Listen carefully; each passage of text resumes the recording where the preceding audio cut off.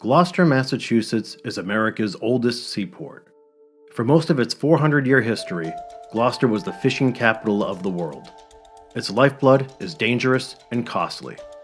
More than 10,000 people have left this port and lost their lives in the Atlantic. When disaster strikes, few live to tell the tale. But one fisherman's story of survival at sea surpasses all others, and his ambition and daring made him a legend in Gloucester and one of the most celebrated seafarers in history. I'm Kory Curcuru for 1623 Studios, and this is the story of Howard Blackburn.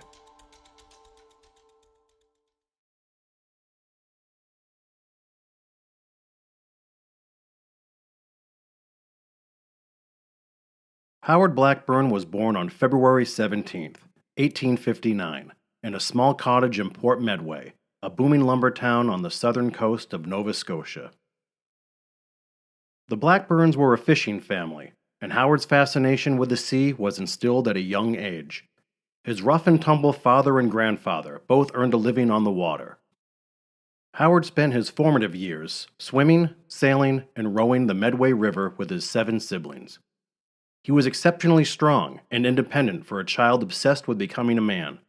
It was obvious to the Blackburns that young Howard was going to forge his own path, whether they liked it or not. At age 10, he skipped school constantly to work at a sawmill. Howard's parents punished him over and over, but relented and let him live with a tradesman so he could earn $6 a month building cabinets. But woodworking bored Howard, so he fled the sawmill when he was 11, walked over 20 miles to the town of Bridgewater, and became a lumberjack. Before he was a teenager, Howard toiled with rugged outdoorsmen in an unforgiving part of the world. He developed a man's build. While on the job, he saw a depiction of Columbus landing in the West Indies, which further inspired him to sail the world. Further, because the Blackburns already boasted one world traveler, though Grandfather John's adventure was quite unintentional. A few winters before Howard's birth, John Blackburn and 2 crewmen planned a routine sail on his Pinky boat 80 miles northeast of Halifax to exchange goods for booze. They brought no navigational equipment. Hours after departure, a violent nor'easter blew them off course, setting them adrift for days. They maintained composure and followed the wind, pleasantly surprised with the unseasonably warm February weather. 42 days later, they landed just south of Halifax, 2,000 miles south, in St. Martin. They returned to Port Medway nearly a year later, astonishing family and friends who thought they were dead. Howard's life at sea got off to an equally inauspicious start. He and a young friend were fishing off Pudding Pan Island when their boat flipped. Howard swam for an hour before a fishing crew pulled him aboard. The incident didn't shake his faith, nor did the deaths of his father Bill, who capsized and drowned in the Medway River, and his older brother Will, who was lost at sea. Instead of spooking Blackburn, Howard became more adamant about becoming a sailor. The captain who found Blackburn treading water gave him his first job as a fisherman. Barely a teenager, Howard began sailing on American and English vessels from pole to pole, learning the seafarer's lifestyle and, more importantly, the behavior of the global waterways. Now 20 years old, Blackburn was burly, worldly, and could handle his rum. But deep down, Howard believed the biggest test of manhood was to go schooner fishing in the treacherous banks of the North Atlantic. In his eyes, there was only one place in the world where that could happen. In April of 1879, Howard Blackburn arrived in Gloucester.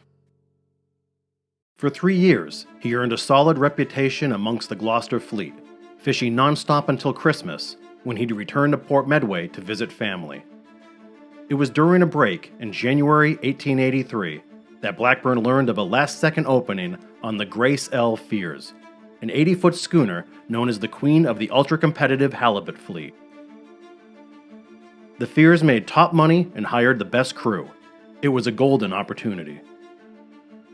On January 21, 1883, the Fears left Nova Scotia for the 400-mile trek northeast to the churning Burgio Bank off Newfoundland in a mad rush to be first to market. On the 3rd day, the Fears set anchor. The crew broke off into pairs and manned 6 dory boats to set trawl lines. The dories were 18 feet long, flat-bottomed and open, nothing more than simple rowboats. Blackburn was 23 years old, 6'2" and over 200 pounds. The only newcomer on the crew, he was paired with Tom Welch of Newfoundland. Welch was younger and lighter than Blackburn, but had experience on the Fears. That morning, the two set a half-mile of trawl line, then returned to the schooner for mug-up. The seas and sky were calm, but the captain sensed an impending storm and ordered the crew to retrieve the trawl lines just 2 hours after setting them. Passing on the potential haul was costly, but not worth the risk. As Blackburn and Welch rowed past the other dories to collect their line, a quiet snow began to fall. The wind blew from the southeast, a good sign. They rowed on. Suddenly, the air became quiet. As the other dories headed back, a different wind arose, this time from the northwest, and soon it turned fierce. In an instant, Blackburn and Welch were caught in a squall. They rowed furiously, but lost their bearings. The other dories seemingly vanished. Hours passed. Thinking they rowed past the Fears, they dropped anchor. By nightfall, the snow lessened. The Fears raised a signal torch to guide the lost crewmen. Now and then, the undulating ocean cruelly bobbed the dory just high enough so that Blackburn and Welch could catch a glimpse of the Fears, but it was too far away. All night, Blackburn and Welch took turns bailing and rowing, but the wind and surf were so vicious that with each stroke, the two actually lost progress. Gear on the dory began to freeze, forcing Blackburn and Welch to dump any excess weight overboard, including tubs of trawl lines. They had no fresh water or food except the fish they caught, and that ice solid. The Fears was well out of sight by then. To keep from drifting further, Blackburn and Welch dropped anchor again. For hours they bailed. When Howard removed his mittens to better handle the bucket, Welch accidentally bailed them away. It was then that Tom Welch noticed that Howard's hands were gray and crystallizing. Blackburn tried putting his socks on his hands, but they too froze and were lost. The only way he could be useful, he thought, was if he bent his fingers around the oars to freeze in place. To curve his fingers in position, he smashed his hands repeatedly on ice in the boat that had begun to weigh the vessel down. Then he gripped the oars. Welch was horrified. Even worse, he was discouraged.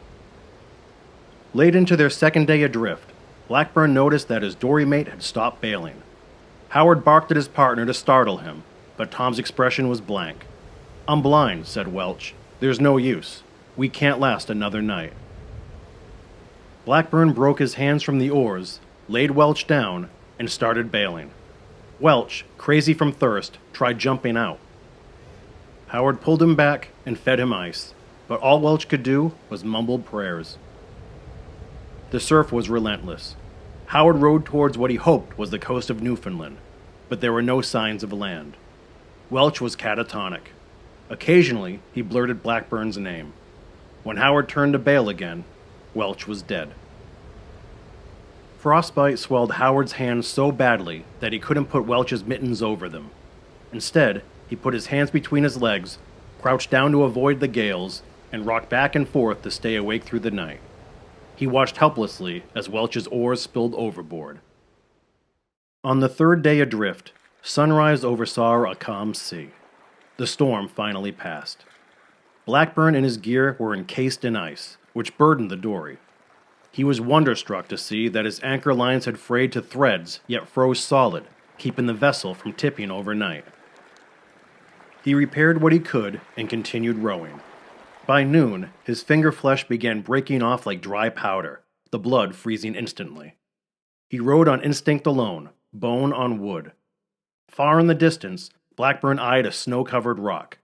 He spent the entire day and night rowing, bailing, and cowering just to stay alive. 4 days into an endless odyssey, Howard Blackburn approached land. The snow-covered rock he zeroed in on was an uninhabited island, but soon he found other clusters of rocks. Again, he rowed for the entirety of the day. By evening, a coastline appeared. There were no homes or harbor, but steep, snowy bluffs to follow.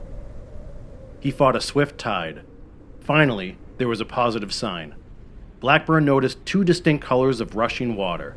He figured he was at the mouth of a harbor where fresh river water flowed into the sea. Adrenalized, he rowed until spotting a broken wharf and abandoned shed, a mere footprint of human existence, but inspiring nonetheless. As he looked for signs of life, a curious thing happened. He got desperately thirsty.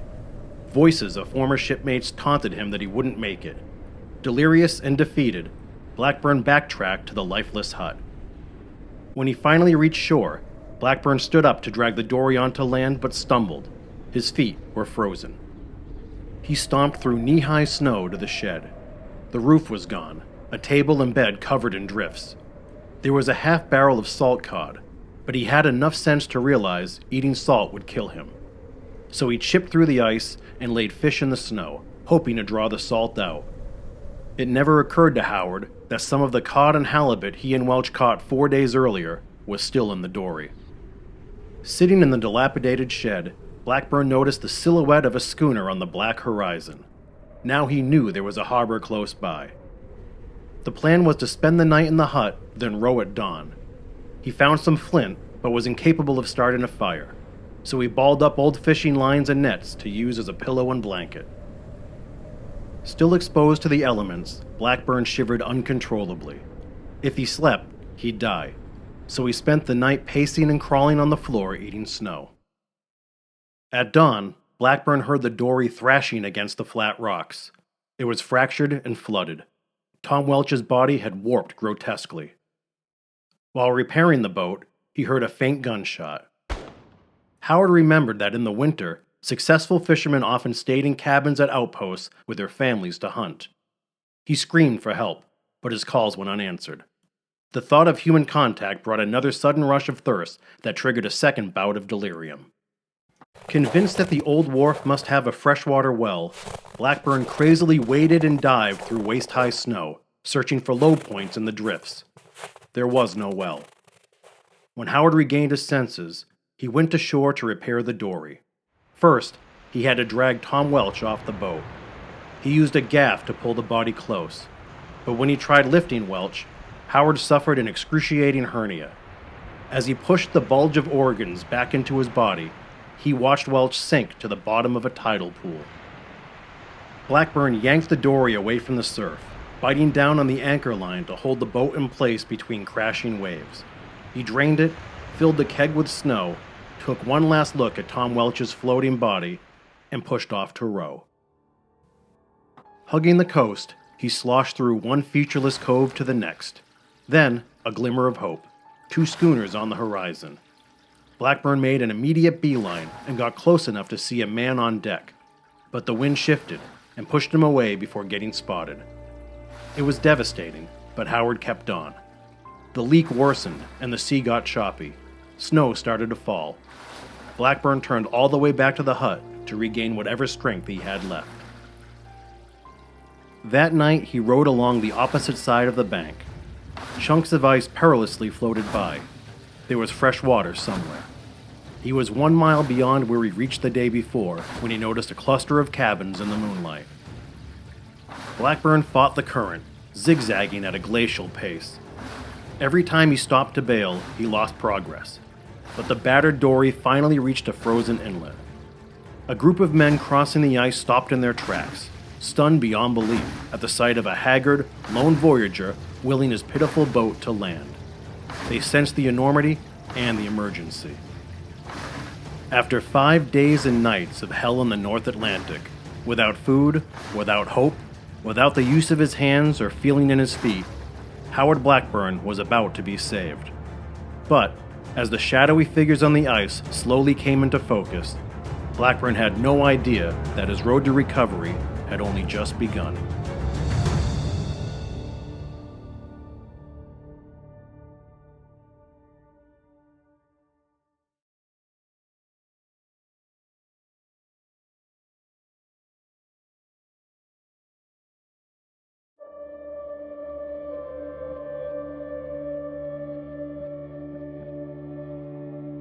Howard Blackburn's exhausted dory, listing badly and filled with water, limped to a stop upon the ice. Too proud to acknowledge his condition, Blackburn announced through gritted teeth that he would turn back to retrieve his dory mate. the stunned men pulled Howard ashore and bailed the vessel. 3 of the men pushed off to find Tom Welch. They asked Blackburn where to row. At the house down the river, he told them, in the tidal pool. The rescuers hadn't realized that Welch was dead. More people arrived at the water's edge. They were all members of the Lishman family and occupied a handful of shabby log cabins at Little River, now known as Grey River, a remote fishing settlement on the south coast of Newfoundland. It was instantly apparent that the Lishmans were terribly poor. A dozen children hopped on their bare feet to keep warm. They were joined by a pack of scrawny dogs. Those tending to Howard gave him a sense of place. The island Howard ignored because he thought it was uninhabited, Ramia, actually had a village on its opposite side. The first mainland he had spotted was Gulch Cove. If Howard hadn't chased the 2 schooners in open water in hopes of being sighted, he would have reached Cape Lahoon, a prosperous town with its own physician. Not exactly what Blackburn wanted to hear. Frank Lishman was the patriarch. He and his wife took Howard into their home. The floor was frozen dirt, the walls caked with mud, and a fireplace jutted through the roof. The family tub was a flour barrel. The beds were pallets of straw. Howard wondered if the situation he was in was better than what he just endured.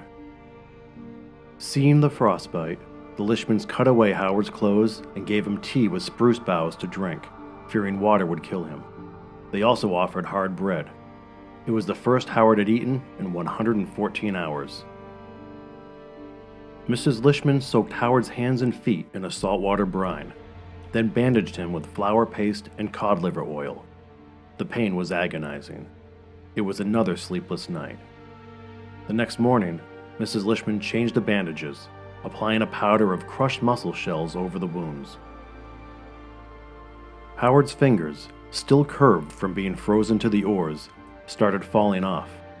Gangrene set in. Each day, Mrs. Lishman cut off the blackened flesh while her daughter covered Howard's head with an apron to spare him the sight. They did this routine for weeks on end before new skin started to form. Howard lost all of his fingers, half of both thumbs, and 1 heel. Helpless for months, Blackburn sometimes went crazy and tried crawling on all 4s through the scrub brush to escape, only to be found and returned. Meanwhile, the desolate village of Little River was on the verge of starvation. The Lishmans survived on cod, flour, cornmeal, and melted snow. With the river frozen, the Newfoundland government in Burgio was unable to send provisions. With supplies running out, the dogs were used for stew. Horrified, Howard choked down the broth and made sure the children ate the meat. A small group left Little River to beg the closest town for help, but all they brought back was bread damaged by kerosene. A reverend in Burgio telegraphed the American consulate at St. John's, relaying the story of Howard Blackburn and the condition of the villagers nursing him to health. 6 months of provisions were sent, caravanned from one lonely outpost to the next before finally reaching Little River. It was the first time many of the Lishmans tasted real sugar or fresh milk. They consumed everything in days. News of Howard Blackburn's ordeal was chronicled around the world.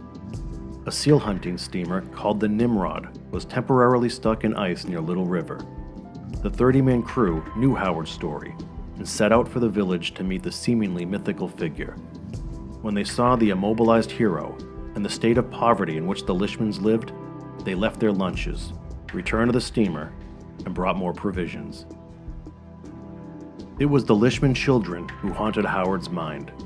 They couldn't read, so Blackburn did his best by reciting childhood stories or reading from the one book in the cabin, a ragged family Bible. Another month of monotony and pain passed. Spring arrived, and the ice began to break. The ground softened enough so Tom Welch could be buried in a simple grave in Burgio. Howard was desperate to leave, even though he had no use of his hands or feet. It was April 22, 1883, when Blackburn insisted on going to Burgio to begin the long process of returning to Gloucester. It had been 85 days since he landed at Little River. Despite their protestations, the Lishmans obliged. They carried Howard to a small dory so volunteers could row him away. He couldn't help but notice that of the 16 dogs who greeted him when he landed 3 months before, only one was left. As the Lishmans bid Howard farewell, Mrs. Lishman presented him with a small wooden box. Inside were all of his amputated fingers and toes. It was their tradition, she explained, that a person be buried with all of their body parts. Upon reaching Burgio, Howard was taken to Tom Welch's grave. He left the wooden box with him. Blackburn stayed in a couple of homes for another month before a steamer took him 100 miles to St. Pierre, a small port island off the Newfoundland coast controlled by the French. He started limping around without help. From there he took another steamer to Halifax and then to Boston, 133 days after the Grace L. Fears sailed to catch halibut. When Howard arrived at the train depot in Gloucester just before the start of summer, he was hailed a hero. Mobs of people cornered Howard wherever he went. The curious wanted to see him, and fishermen wanted to hear every detail. Blackburn was all too eager to share. He didn't have to pay for a drink or a meal anywhere.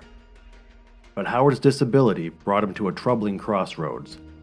How could a fisherman survive without fingers or functioning feet? Yes, he was where he wanted to be, in the heart of the world's fishing industry. But how would he get by? The people of Gloucester stepped up. A candid interview with the local paper led to a campaign that raised $500 for Howard. He also got an $86 share from the Grace L. Fears, but only for the time he spent fishing before he disappeared. On October 16, 1883, Blackburn used the money to open a cigar and tobacco store on Main Street. On the same day, he became a naturalized citizen. Blackburn's shop featured 3 illustrations and a booklet of his ill-fated trip. Copies were available for purchase. Howard worked from open to close, 7 days a week, and it took a physical toll. The pain in his feet was so bad that he had his remaining toes amputated by Dr. Everett Garland, whose grandson Joe wrote the definitive novel of Blackburn's life, Lone Voyager, from which our story is based. There was only so much cash in cigars, so Howard hoped to turn Blackburn's into a true tavern, with liquor and salty food. But alcohol was a contentious topic. Gloucester voted annually to be wet or dry. Each year was a coin flip. When Gloucester went wet, Blackburn's prospered. When dry, Howard hid booze in back rooms and behind trap doors. This led to the occasional fine. It was worth it. At Christmas time in 1885, Howard, feeling deeply indebted to the people of Gloucester, donated $500 to fishermen's widows and fatherless children, a full repayment of the charity he received. Fishing was the most hazardous occupation in the world, and in the year of Howard's miraculous survival alone, Gloucester lost 17 vessels and 209 men to the sea. After a short courtship, Blackburn, becoming bigger than life by the day, married a quiet dressmaker, Teresa Lally.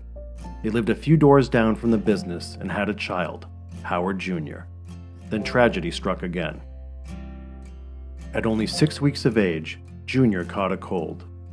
Howard and Teresa's visiting nurse accidentally over-medicated the baby, who died.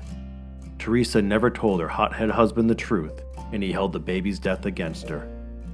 A subsequent surgery for Teresa prevented her from ever having another child. By now, Howard's bank account matched his appetite for life. He bought the property around his store, which at that time sat upon Gloucester's inner harbor before the waterfront was industrialized. He hobnobbed with the likes of heavyweight prizefighter John L. Sullivan. He was also incredibly charitable. Howard always carried wads of cash and never said no to a handout. He anonymously had food and coal delivered to households throughout the city. And he stowed away a penny from each sale at the bar for an annual donation to the newly developed Addison Gilbert Hospital. Equally important to Howard was his support of the Lishman family who saved his life. Blackburn constantly paid heavy freight fees to herring boats to alter their course and deliver clothes and food. He redoubled his efforts upon learning that one of the young Lishman children was lost at sea while fishing with Father Frank. After returning to Little River, an inconsolable Frank wandered into the woods and shot himself.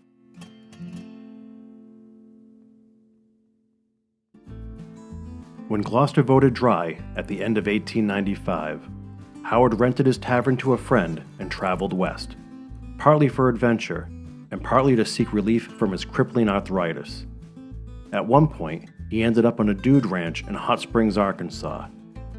During this time, he dreamt of further exploring the country, but he also caught wind about a not-too-distant phenomenon that was gripping the nation again: gold. Men, simple men of modest means, were making unthinkable fortunes in the great Northwest, just as they had in San Francisco a few decades before. Newspaper headlines around the world glorified tale after tale of treasure hunters striking it rich. Howard's eyes grew wide. The enterprising Blackburn figured that with his acumen, fortitude, business sense, and experience, he could lead a successful expedition to the land of riches. When Howard returned to Gloucester, he put a plan in place.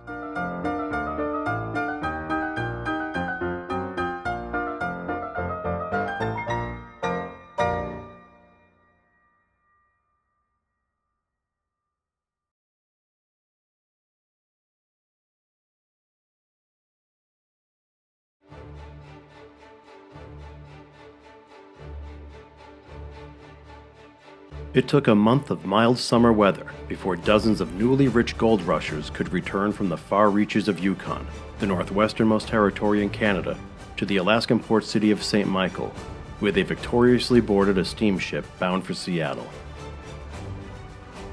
It was July of 1897 when a bevy of successful prospectors disembarked the Portland before thousands of onlookers, cautiously lumbering through the crowd, protecting millions of dollars in gold.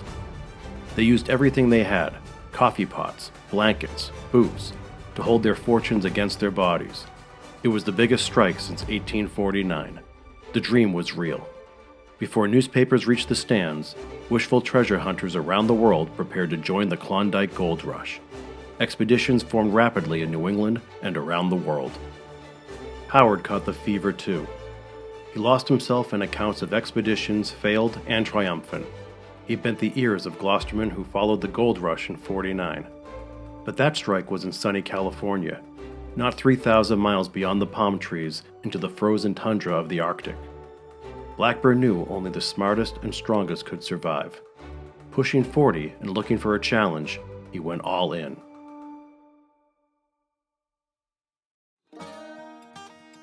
Every inch of the trip had to be reckoned with. The fastest route to the Pacific coast was by railroad, but once there, any hopeful gold seeker would have to join a mining company, then procure years' worth of provisions at prices marked especially for suckers carrying their life savings. Howard's vision was to arrive at the Klondike region of Yukon as the ice broke in the spring of 1898 and get in a full season of prospecting. He'd buy a schooner and stuff her with supplies, including the parts to build a small steamer to navigate the Yukon River. To get there in time, the Blackburn expedition would sail 12,500 miles around Cape Horn to San Francisco. Once in California, Howard would restock the schooner with 3 years of provisions, take on a few paying passengers, and voyage 3,000 miles further to St. Michael. Then, sell the schooner, build mining structures, construct the steamer, and traverse 1,700 miles upriver to the Klondike, if it was passable. Along the way, the crew could row dories through the thawing lower tributaries to pan for gold. Howard was convinced they'd hit pay dirt. Within a week of the Portland's arrival in Seattle, Howard created the Gloucester Mining Company, drafted a contract for a 20-man crew, and shopped for a schooner.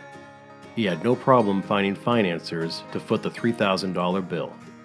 Accepted crewmen were to post $250 to receive an equal share of the profits, just as dory mates did. If someone were injured or died on the excursion, their share would go to their heirs. They'd load the schooner with coal or anything else that might sell in San Francisco to fund the rest of the journey. Everything could be in place by mid-November. "I've been many degrees further north than the goldfields," a confident Howard told the Gloucester Times. "When I was in Greenland, The summers were very mild, although there was snow atop the mountains. The story of Blackburn's plan traveled the country. He interviewed hundreds of applicants. A crew was in place within 2 weeks. Another dozen men planned to travel by land and meet the Blackburn party in California. Howard built a flat-bottom steamer at Vincent's Cove, capable of carrying 35 tons. It measured 50 feet long, 16 feet wide, and less than 6 feet deep. He dubbed it Eclipse. He bought a schooner in Boston, the Hattie I. Phillips, and kept it at Chisholm's Wharf. Built in Essex in 1885, the Hattie Phillips was 96 tons and 110 feet long, longer and larger than the Grace L. Fears.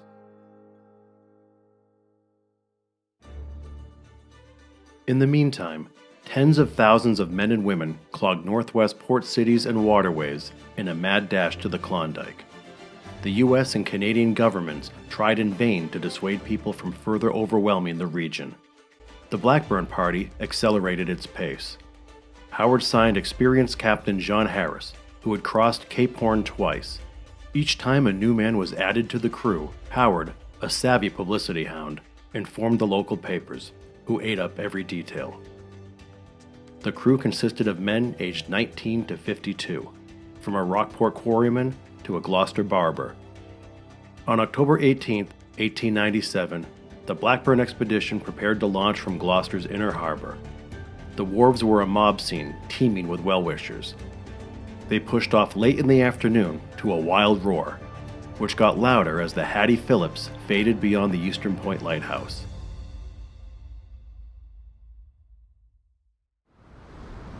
The first few days were smooth sailing, until they hit a hurricane at the height of the season off the mid-Atlantic seaboard. Howard was enthralled. His green crewmen were not. Some couldn't shake the seasickness. Twice, men were washed overboard and miraculously saved. Blackburn said the unbroken gales and billowing waves were the worst he'd ever encountered. But once they got on the other side of the storm, just north of Bermuda, Howard knew his vessel had the goods to make it.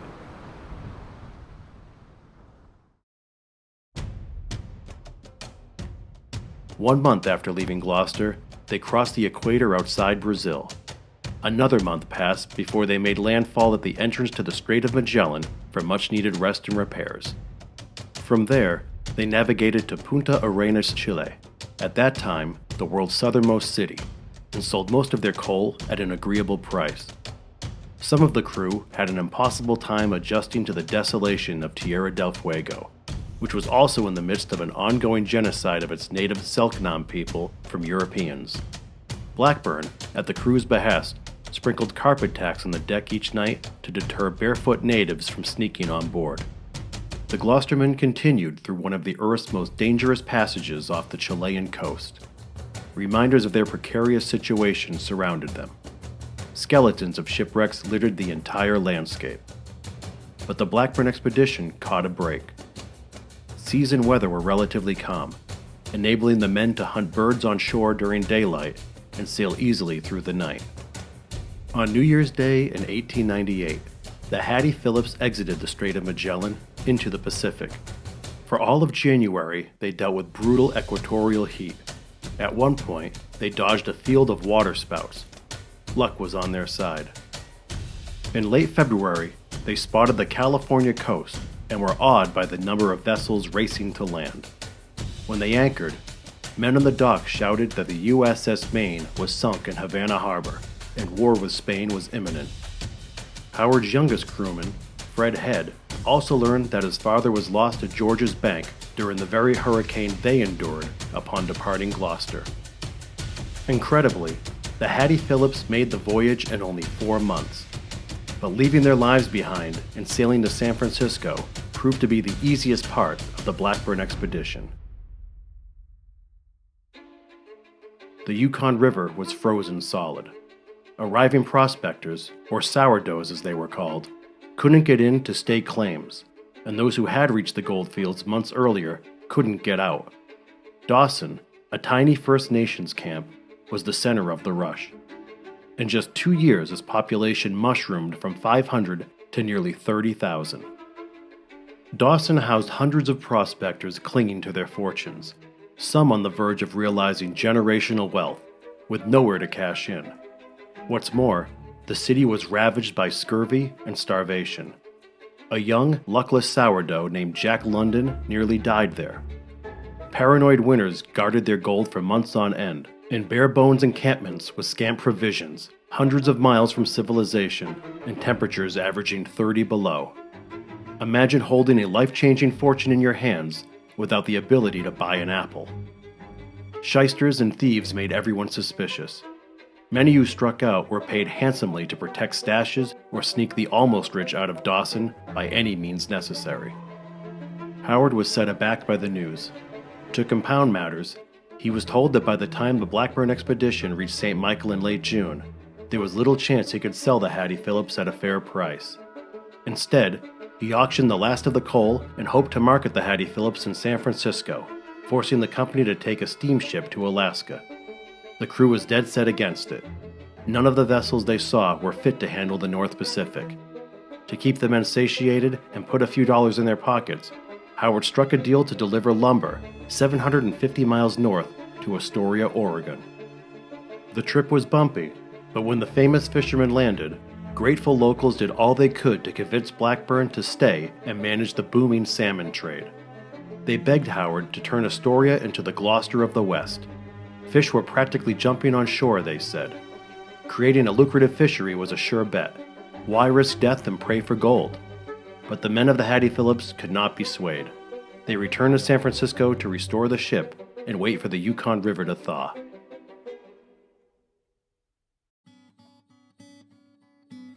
Alaska was still a month away.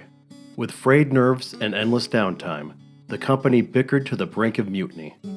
For funds, Blackburn again proposed to sell the Hattie Phillips and add additional crew, but no one could agree on the vessel's value or the price for newcomers to buy in. A faction of the men suggested Howard relinquish ownership of the Gloucester Mining Company, claiming to have found someone willing to oversee the operation for a grub stake. Dismayed, Blackburn and a handful of loyalists agreed to leave, only to learn a few days later that the alleged side deal fell through. The Gloucestermen were leaderless. Blackburn refused to rejoin. Instead, he traded the Hattie Phillips for $1,400 in provisions and wished the company well. He still believed they were the best positioned outfit to succeed in the Klondike gold rush, if they ever got there. Howard considered continuing to Dawson to open a saloon, but he blew out his knee and dejectedly left San Francisco by train. When he arrived in Gloucester in June of 1898, he literally limped home. The remnants of the Gloucester Mining Company, under new stewardship, eventually took the Hattie Phillips to St. Michael, the first ship of its kind to reach the port that summer. They were greeted by a throng of prospectors who had been roosting on their fortunes for 9 months. As the crew assembled the Eclipse to negotiate the Yukon River, the Hattie Phillips returned to San Francisco with 40 sourdoughs carrying over $800,000 in gold dust, in today's dollars, nearly $29 million.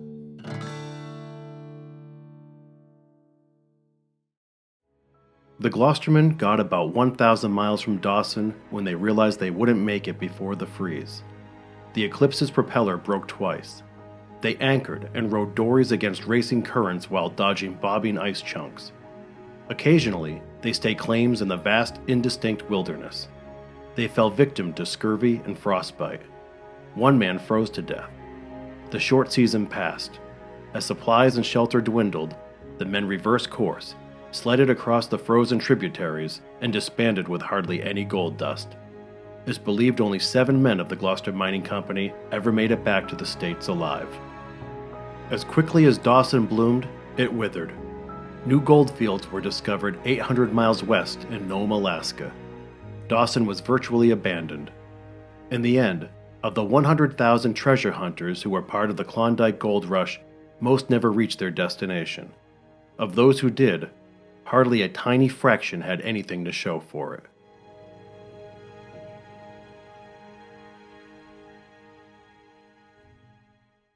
Still stinging, Howard was on crutches for 8 months, which gave him much time to ruminate on the failed expedition. He drew 2 conclusions. He must return to the sea, and from now on, he'd rely on himself and only himself. Blackburn believed it was his destiny to sail across the North Atlantic on his own terms with the very hands that were mangled by the sea. Wizened but wiser, arthritic but able, Howard spread out a map of the world and stuck a pushpin in the cathedral city of Gloucester, England, the ancient namesake to the greatest fishing port in the world. Howard Blackburn, the lone voyager, was going to sail over 3,000 miles in a boat barely larger than the dory he willed through Burgio Bank 15 winters before, to settle a score with what nearly killed him, or to die trying.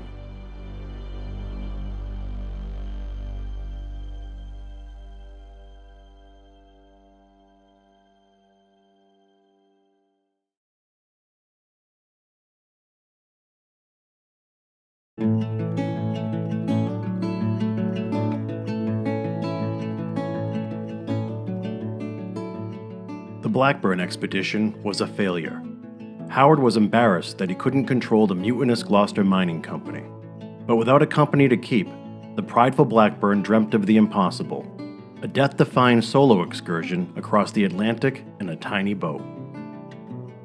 It had been done only 5 times before, by men with full use of their hands and feet, unencumbered by crippling arthritis. The first to succeed was Gloucester's own Alfred Centennial Johnson, a schooner fisherman who rowed a 20-foot dory to Liverpool in 1876 to celebrate 100 years of American independence. It took 66 days and nearly killed him. Johnson considered his accomplishment a foolish stunt and rarely spoke of it.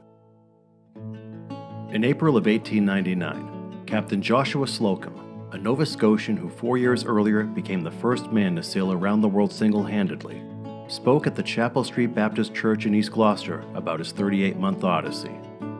Blackburn most likely was there, and murmurs within the community began to crescendo that their famous sailor may return to sea. Howard admitted to having a vessel built, but nothing more. It was business as usual at Blackburn Tavern that spring. But before the backshore was in full bloom, Howard announced that he was sailing by himself to Gloucester, England in, about 3 weeks. People were stunned. Blackburn divulged his plans. He'd sail to the Grand Banks from dusk till noon each day, resting in the afternoons. From Grand Banks to the Irish Channel, he'd sail from dawn till dusk and sleep through the nights, weather permitting. He figured the Gloucester to Gloucester trip may take 50 days. Then, sail to ports in France and the Mediterranean before taking a steamer home. The news traveled the world.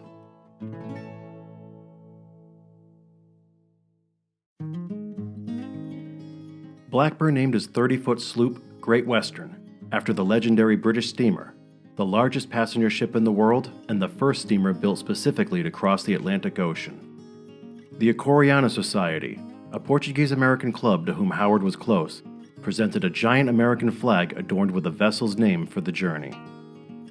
Sloop boats were popular amongst independent fishermen.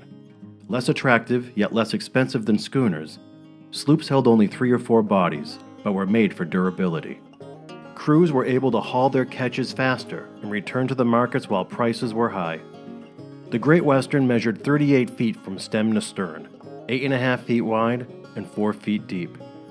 Howard stocked her with 3 months of provisions, from canned vegetables to cured meats. He had plenty of booze, tobacco, and a medicine chest filled with malted milk.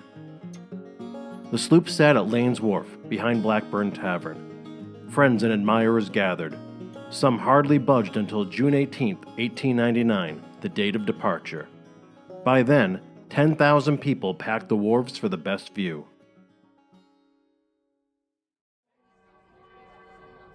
It was a gorgeous day with a familiar sea breeze. As church bells rang, Howard, cigar nestled in his thumb, walked from Main Street to the water. The crowd cheered and chanted, giving Blackburn room to wade through and climb aboard alongside a handful of pals. An old shipmate from the Graycell Fears, which sadly sank off the Newfoundland coast 18 months before, let go of the bowline. The Great Western trudged past 5 Pound Island through hundreds of crafts. Roars, gun blasts, and horns echoed throughout Gloucester. Howard waved his captain's cap. It took 2 hours to parade from the dock to Eastern Point. The rooting flotilla returned to shore. The Eastern Point Lighthouse clanged its fog bell and whistle. Howard let the last of his friends disembark at the East Gloucester Yacht Club, positioned the bow to the east, and disappeared off Cape Ann.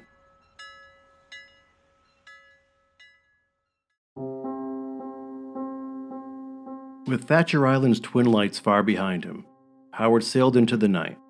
Almost immediately, his limbs began to throb and swell. Rheumatism consumed him for 8 straight days. He lost his appetite completely, subsisting on 1 bottle of malted milk. He couldn't fit boots over his stumpy feet. Feverish and unable to cruise, Howard drifted the Great Western off course to avoid passing vessels from noticing and reporting his condition. It got so bad that Howard detoured to Shelburne, Nova Scotia for a doctor, but couldn't reach shore through the fog. Returning to his charted course, Blackburn's symptoms finally subsided. He ate a week's worth of hot food and focused on regaining lost time. For the next month, Howard plodded through rain and pea-soup fog toward the Grand Banks. Westerly winds of the North Atlantic were uncommonly quiet. Some days the Great Western barely made 6 miles. When the sun was hidden, Howard relied on dead reckoning. This was the busy path of the New England and maritime Canadian schooner fishing industries. Blackburn crept through the nights on the lookout for ships. Without fingers, he cleverly pulled lines with his teeth and adjusted sails with a twist of his waist. The Great Western was 500 miles east of Newfoundland when the winds began to howl. Howard had to take advantage. He twice worked nonstop for 34-hour stretches, eating only oatmeal with cold water if the seas were too bouncy for cooking. On its fastest day, the sloop gained 122 miles. Blackburn occasionally acknowledged a distant steamship, otherwise he reveled in the solitude. On August 16th, after 2 months at sea, Howard spotted the Scilly Islands, just miles from England's southwest coast. Truth be told, the excursion wasn't that difficult, despite Blackburn's initial sickness and uncooperative weather. In hindsight, Howard wished he took a more southerly trajectory. The warmer climate would have treated his body better. He felt a twinge of dissatisfaction, but all in all, mission accomplished. The next day, he entered the Bristol Channel, which narrows to the Severn River and leads to Gloucester. A pilot boat met Great Western at Portishead and rowed Howard to shore, where he telegraphed the yacht club to say he successfully landed in only 62 days.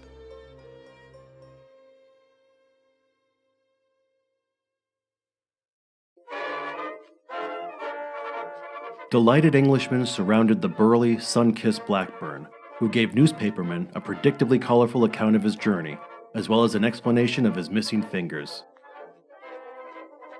Great Western, flags flying high, was towed through the river canal towards Gloucester.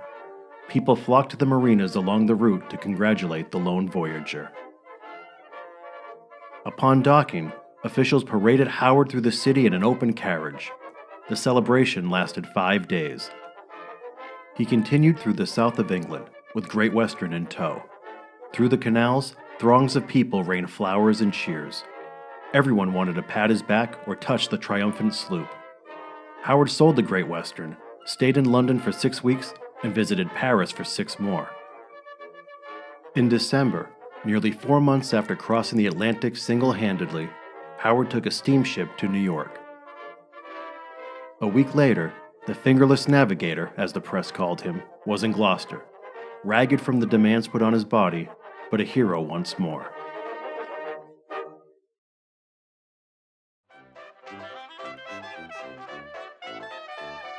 In the age of temperance, saloon keeping required lots of housekeeping.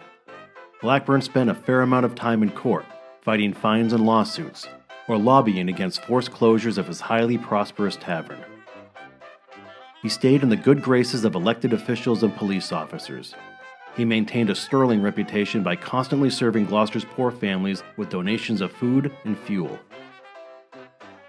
At the turn of the new century, Howard transformed Blackburn Tavern from wood to brick. Electric lights emblazoned his name above the front door. It was adorned with pictures and mementos depicting his life at sea, and the bar stools were always filled.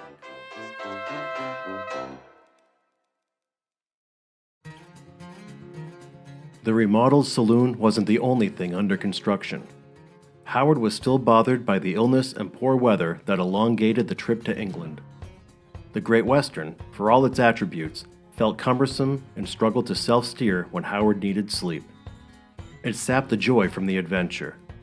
So he had a shorter, lighter sloop built at Smith Cove.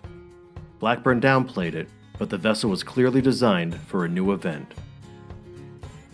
He christened it Great Republic, an homage to the largest wooden sailing ship ever built, a clipper that burned in New York in 1853, a day before its maiden voyage. Howard replaced the wording on his burgio from Western to Republic. Then on New Year's Day, 1901, he publicly challenged any man in the world to race him single-handedly from America to Portugal. If there were no takers, he'd go it alone from Gloucester to Lisbon. Blackburn exuded extreme confidence. He had already traversed the Gulf Stream 11 times before. The route to Lisbon carried 600 miles south of the route to England. The southerly passage would relieve his achy health and, weighing over 250 pounds, help shed a few malted milks, too. Ground rules were set. Competitors must stake $100 to $500, which would be donated to Addison Gilbert Hospital. Vessels had to measure 30 feet or less and be manned solo. Newspapers flashed the challenge across the world. It was answered by a handful of hoaxers and publicity hounds. 3 months passed without any serious suitors. Howard withdrew the challenge to focus on making the trip in record time, perhaps as few as 45 days. On June 9, 1901, in a scene nearly identical from when he left for England, Blackburn weaved the Great Republic through a mob of vessels and well-wishers at Gloucester Harbor, aimed eastward, and sailed slowly towards the horizon. Howard anticipated homestretch inspiration by the beautiful Azores, a cluster of volcanic islands 1,000 miles west of mainland Portugal. This excursion enjoyed a much better start.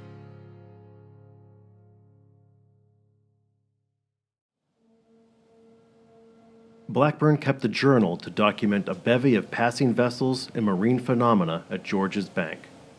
There were eye-widening encounters with swarms of swordfish and lazing sunfish, real threats to a small sloop. He swore at one point that he tried to lasso a baby sea serpent. There was an equally eerie experience when he quietly approached an anchored schooner in the dark of night. This gave Howard flashbacks to his nights hopelessly adrift with Tom Welsh. Then, a stroke of luck. The wind arose and a giant square rigger screamed past the Great Republic. Blackburn was able to ride its wake and the perfect gale for 37 hours. He said it was like stealing a ride on a freight train. Before he knew it, he was 600 miles out of Gloucester. When seas were rough, the spry sloop took its punches. The roiling water top soaked Howard to the bone, but at least it was warm green water. When winds died, a frustrated Howard had his spirits buoyed by encouraging shouts from the famous Confederate steamship Shenandoah. Blackburn stayed at it for weeks, fighting easterly breezes that wanted to push him back to Gloucester. On the 4th of July, he could see Corvo and Flores, the Azores' westernmost islands. Another week passed. There were days with hardly a ripple, then a 62-hour fight through a hellish nor'easter where Howard didn't sleep or eat and navigated by guesswork only. More than once, passing vessels tried convincing Blackburn to abandon ship. He resisted. When the storm left, Howard reached a fleet of fishermen off the shore of Cabo Especial, merely 20 miles from Lisbon. Locals navigated Great Republic through the Tagus River. Blackburn docked in Lisbon just 39 days after leaving Gloucester, beating his prediction by a week. It was the fastest non-stop single-handed passage across the Atlantic ever sailed. Blackburn was whisked to the American consulate and feted by dignitaries. Howard spent 2 weeks in Portugal before loading the Great Republic on a steamship bound for New York. On August 19, 1901, Blackburn stepped off the train at Gloucester Depot to a cheering crowd.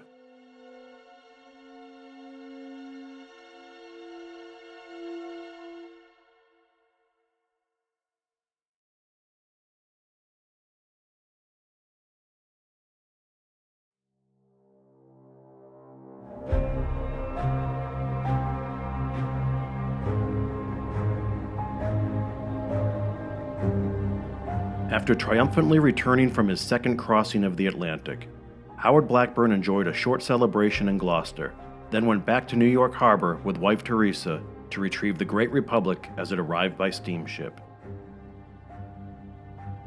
In the fall of 1901, they attended the prestigious America's Cup race, as seen in these motion pictures captured by Thomas Edison. Dazzled by the expertly run and highly publicized event, Howard concocted another ambitious return to sailing.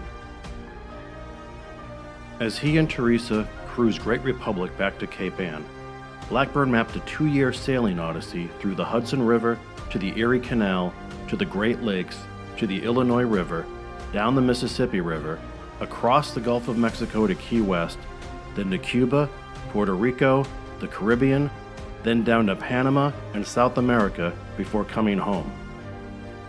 Friends and family thought he was nuts, but Howard could never be swayed.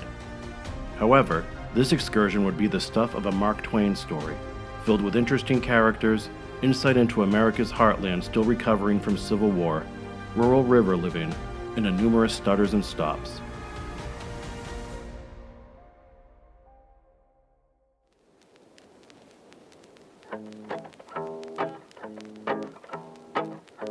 In the spring of 1902, Howard once again trolled through Gloucester's inner harbor to a big send-off.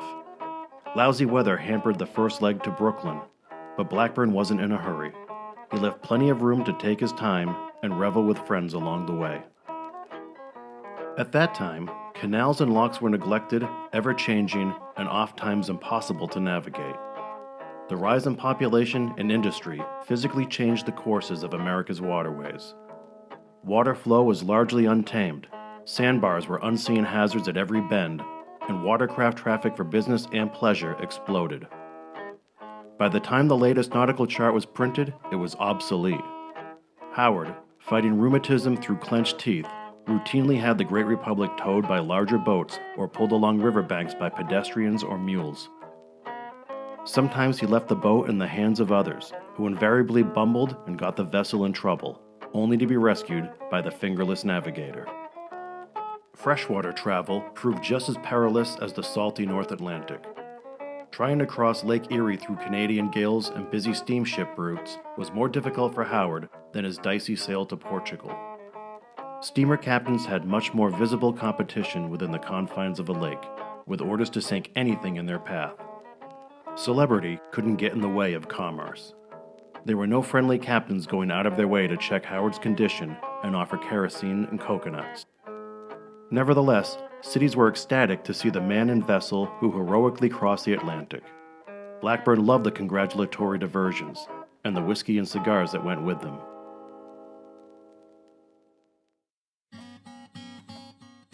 After a warm reception in Chicago, Howard was joined by a hitchhiker heading to New Orleans.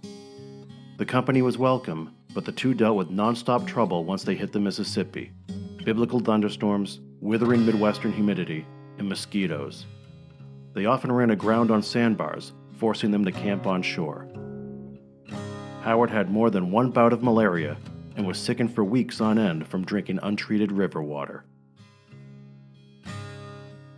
It got worse. Long stretches of the Mississippi had no retaining walls or riprapping along its banks to withstand erosion.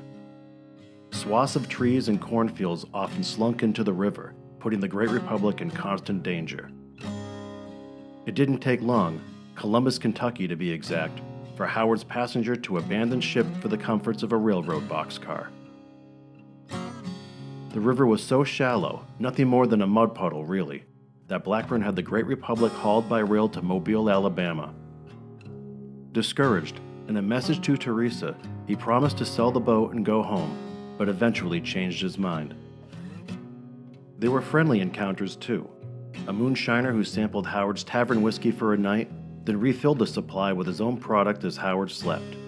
An Indian who traded his punt for the Great Republic's spare anchor. And on more than one occasion, a mariner Blackburn either met or worked with out of Gloucester. Then there was an agent for a traveling carnival who suggested that he and Howard partner up to tour the South with the Great Republic. They would dazzle paying audiences. Fathers, bring your sons. Mothers, bring your daughters. Come see the fingerless man who braved the Atlantic in nothing more than this wooden raft. Think of the thousands who had already greeted him as he traveled, the carney told him. Senators, newspapermen. They were sitting on a gold mine. Howard liked the thought of a gold mine. He pocketed the man's business card. There was an odd proposition in Mobile. Two men asked Howard to sail them to the nearby ghost town of St. Joseph's Bay in Florida to secretly hunt for treasure with their can't-miss divining rod. The three would split the profits evenly. Ever the opportunist, Howard agreed. Along the Panhandle, people warned that St. Joseph's Bay was haunted. Yellow fever decimated the once prosperous timber port. Legend had it that the stricken families buried their savings before dying because the remote village had no bank. When Howard and the treasure hunters arrived, the cemetery was already ransacked, and the divining rod didn't turn up anything. Frustrated with his lack of mobility and weakened by malaria, Howard continued on his own.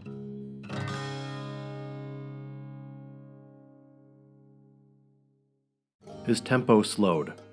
Blackburn spent a week in Tampa, another in Key West. The Great Republic couldn't negotiate Florida's shallow mudbanks and swamps. While aground near Miami, Howard visited John and Laura Strong, summer residents of Gloucester, and sold the boat to them. The Strongs gifted him a 12-foot rowboat. Howard used leather straps to affix his hands to the oars and began rowing for Jacksonville, 400 miles away. Locals warned Howard of impassable waterways and predatory alligators. There were more lonely nights camping in mucky oyster beds, staving off Howard's worst fear, snakes. Blackburn fell ill again near Cape Canaveral, barely halfway to Jacksonville, and couldn't go on. After 9 arduous months, he sold the rowboat for $4 and took a steamship home.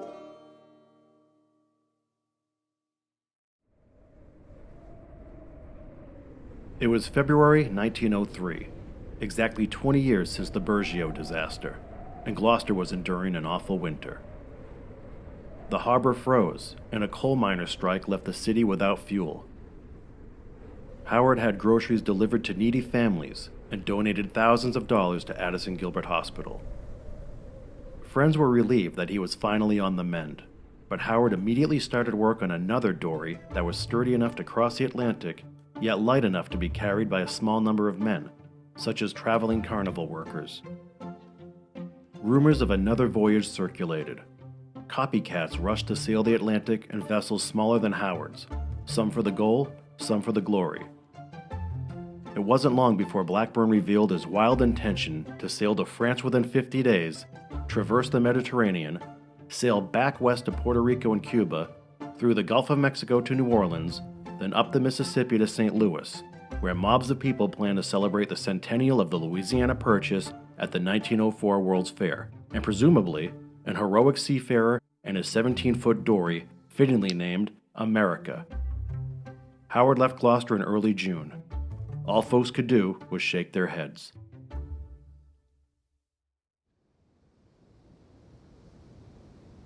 It was the stormiest summer in 30 years. Howard and the America took a beating. As he inched toward Sable Island off the Nova Scotia coast, overpowering gales shoved Blackburn westward into the Bay of Fundy. Hundreds of schooners and dory fishermen scrambled for safe harbor. After 15 days without being seen or heard from, one schooner reported that Howard appeared fine despite the setbacks. He wasn't. Another storm capsized the America. As the vessel rolled, the water pressure trapped Howard inside the cabin. Blackburn thought he was a goner. Miraculously, the dory turned upright, but all of the navigational equipment was either lost or broken. The provisions were spoiled.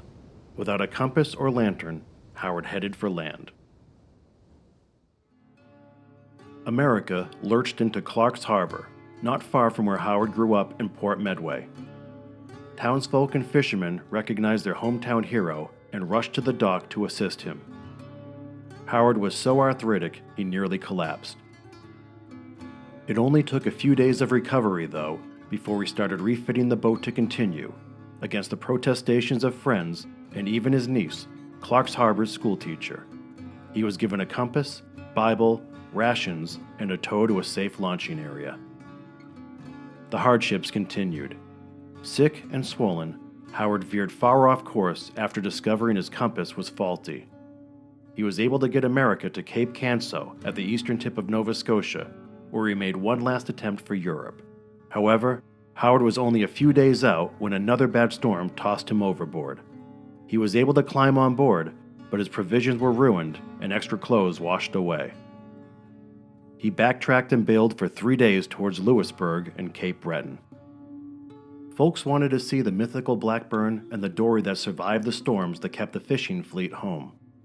He was brought to the newspaper office to announce the end of his attempt. He relaxed for a bit and visited the innovative commercial cable company, where he received a transatlantic telegraph message from Ireland, wishing him better luck next time. Howard spent a few days in Halifax to showcase America at the Nova Scotia exhibition. Afterwards, he sold the spunky dory for a cool $100 and took the railroad home.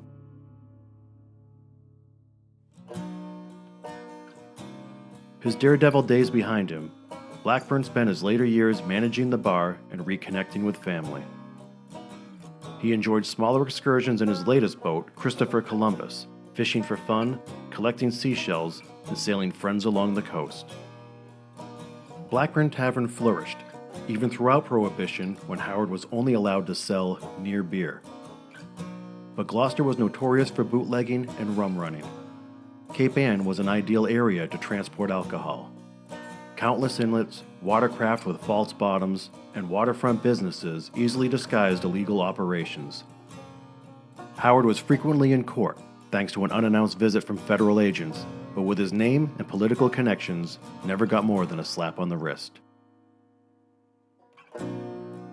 Howard's obsession with the sea never wavered.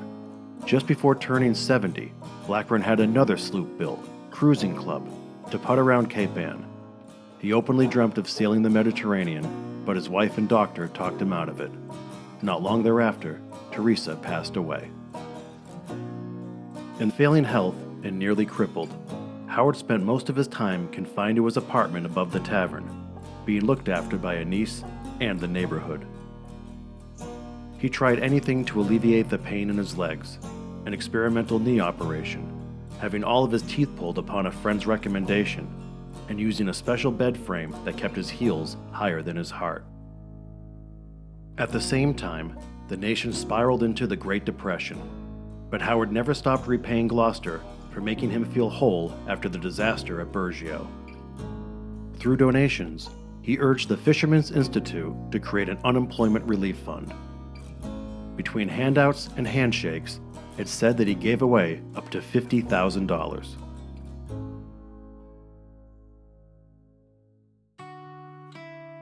Howard Blackburn died on November 4, 1932, at the age of 73.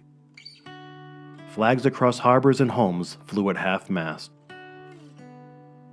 The funeral procession down Gloucester's Main Street included hundreds of fishermen, mariners, Coast Guardsmen, and dignitaries.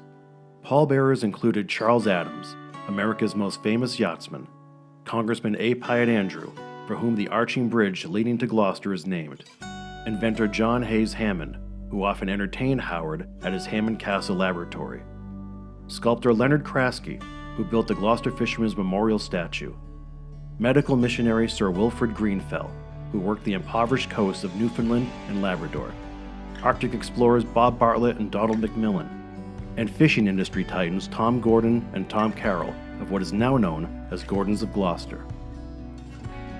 At his request, Howard was buried at the Fisherman's Rest section of Beechbrook Cemetery in West Gloucester.